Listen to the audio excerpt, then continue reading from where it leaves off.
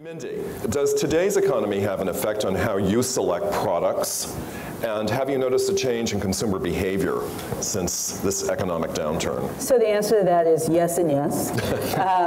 But one of the most important things, just to sit back, is this is a time to innovate, and it's also a time to not be afraid to take some risk, or to Alex's point, you'll go to lowest common denominator.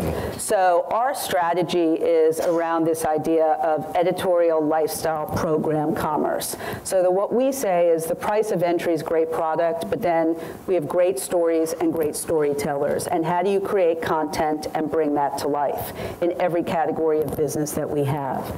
So at one point, we really have to understand the consumer, what she's feeling, what she's thinking, and at the same time, keep our strategy of being a place she wants to come to. And we say there's never any bad news on HSN. So if you're tired of watching CNN, but what we've done is really tapped into the consumer behavior. We know she's spending more time at home. So how can we give her things that are going to save her time, going to save her money, make her life easier, and take the stress away from a stressful situation that exists?